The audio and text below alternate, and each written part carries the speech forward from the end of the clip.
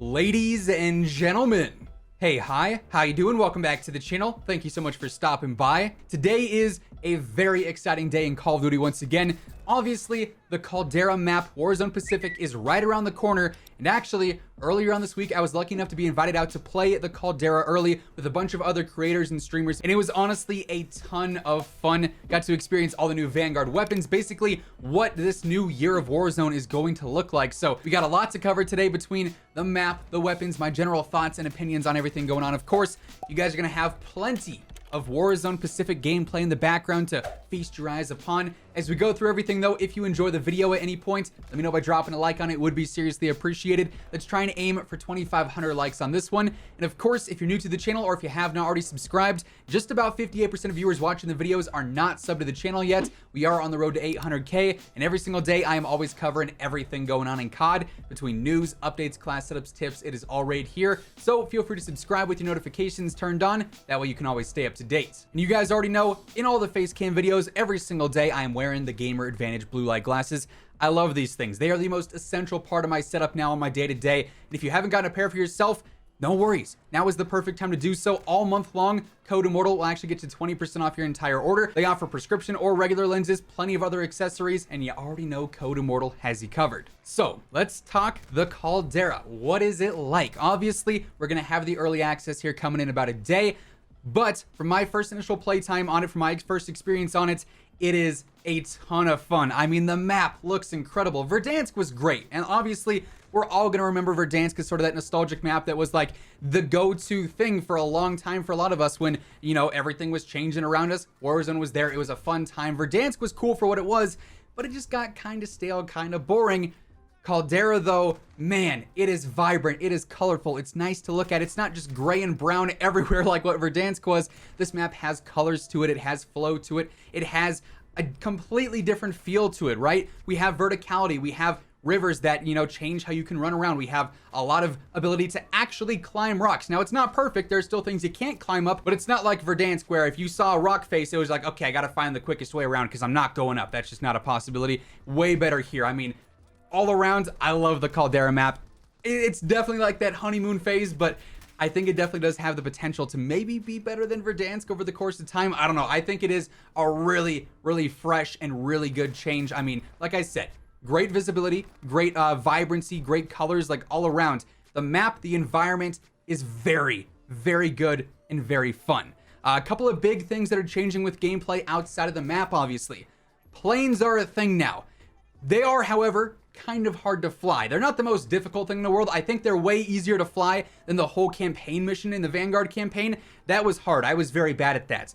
This is a lot easier and a lot more, you know, friendly to a larger player base, I guess. Like, there's no big skill gap with planes, but there is still a decent skill gap. More so when it comes to shooting them. They do have turrets on them. You can fire them as the pilot, but flying them is relatively easy. Shooting and flying at the same time and actually getting kills is a lot more difficult, and that does create a skill gap there that is much needed. Otherwise, these would be very powerful and very broken vehicles on the map, but those offer a much different change to gameplay. It's very interesting how you could use those to get from one point of the map to another point very quickly, but also everyone on the map is going to know where you are. They're going to hear you coming. They're going to see you on the radar, and it's pretty easy to shoot them down, especially if you can get to like one of the anti-air cannons. There's a lot of those on the map. They take things down pretty quickly. So it's a new experience, and it's a new thing to, you know, see happen in game.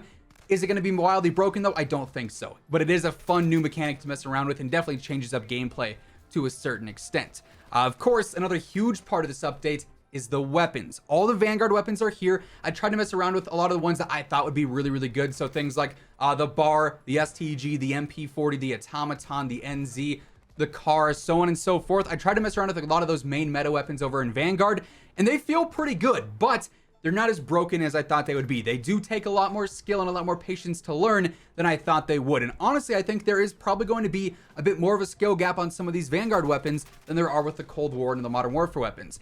Just because like Cold War weapons are point and shoot. You don't got to do anything to get kills with them. Like the Cold War AK, the OTS, you see an enemy, you look at them, you don't have to hardly control it at all. It's just they're laser beams. It was not necessarily the case with these Vanguard weapons. Now, granted, I was playing some absolute demons, right? I had Joe Woe slide canceling like crazy. I had all the nuke squad going berserk around me, right? So they got good movement. They're not easy targets to hit, but the weapon tuning and the way that they felt was definitely not as broken and as simple as I thought it would be. There is going to be a learning curve, which I think is very, very good. But the weapons themselves, they seemed like they were like meant to be for Warzone. They did not feel wonky or weird or broken in ways that they shouldn't be for a AAA title in 2021, right? Like they felt smooth, they felt fun, and it was a really nice change of pace getting to learn some new weapons and see how everything works there. Speaking of loadouts, perks, we had a lot of conversations about this recently, especially because they teased like the whole ghost perk potentially being updated. From what we've played, it doesn't seem like anything is different. I'm a little bit disappointed by that. All the perks are the same for what it's worth. It's still all the Modern Warfare perks and tempered and, you know, combat recon that we had before. Everything is exactly the same there, which is, like I said, a little bit disappointing. I would have liked to see that changed up a little bit simply for that fresh feel, but it is what it is. We still have amped, we still have EOD, this, that, and everything else that was already there before. That is all still fine and dandy and works just like before, so no major changes there. Another big question we all had was, how is the movement going to change? Because obviously we are seeing an engine update so that Vanguard and Warzone are sharing the same engine, which is something we've never seen before. And safe to say, the movement is exactly the same as before as well. And this is something that I wanted to stay the same because the Vanguard movement, it's still pretty solid, but that extra slide cancel you need to reset your tac sprint can be a little bit obnoxious in certain times. So this is the exact same as it was before. It felt exactly like Verdansk Warzone, like Rebirth Warzone, with slide canceling, with B hopping and everything there. That did not feel like anything out of the ordinary. Pretty straightforward and pretty basic with that. Really, the core changes to gameplay revolve around learning the new map, learning the new vehicle mechanics. For what it's worth, also, we talked about the planes. There are some other new vehicles too, and they drive a little bit different. They're very sensitive and not the easiest to steer all the time. So that's a different thing that we're gonna have to get used to as well. But the core gameplay changes, like I said, revolve around the map, and then also primarily like learning the weapons, learning which ones are good, the best attachments, the recoil patterns, so on and so forth. The optimization on the map also seemed really, really smooth. Now, it definitely doesn't seem like it would be as taxing as Verdansk, where you have downtown and 17-story skyscrapers that you'd have to render in and, you know, lose frames because of.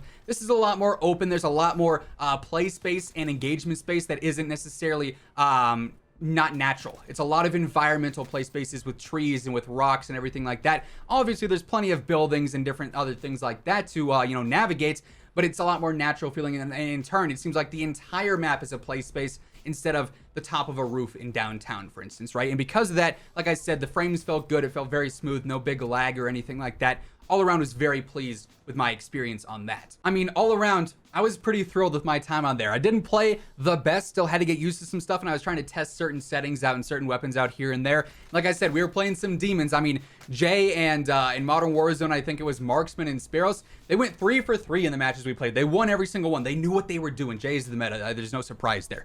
Yeah, it was just a really fun time. It seemed like from when we were talking with other creators and messing around, everyone had the same general consensus of, this is a big upgrade. This is a nice change of pace and things feel good. They look good all around. 2 thumbs up from me. And that said, I think it's going to be a good year of Warzone. Hopefully the weapon tuning is pretty solid. Hopefully we still see a large variety of weapons included in the meta that are competitive or top tier viable at the very least. And hopefully we see some cool changes happen throughout the year. Verdansk, one of the big drawbacks for me was the lack of map changes over the course of 16 months. I think there's a lot of room for potential changes here on Caldera, where we see things established, we see things built, other things maybe taken away because of explosions or disasters or whatever it may be. Maybe there's a flood one day, maybe the volcano erupts eventually. We'll have to wait and see, but it seems like the Pacific update is what Warzone needed so desperately. I think you guys really enjoy it. But let me know what you guys thought of the gameplay and the background and my general thoughts on this video down in the comments below. Of course, if you enjoyed this video, let me know by dropping a like on it. It would be seriously appreciated. And if you're new to the channel, or if you haven't subscribed yet, this is the best place to be for everything going on in COD. Between news, updates, class setups, tips, I'm covering it all each and every single day. So feel free to subscribe with your notifications turned on.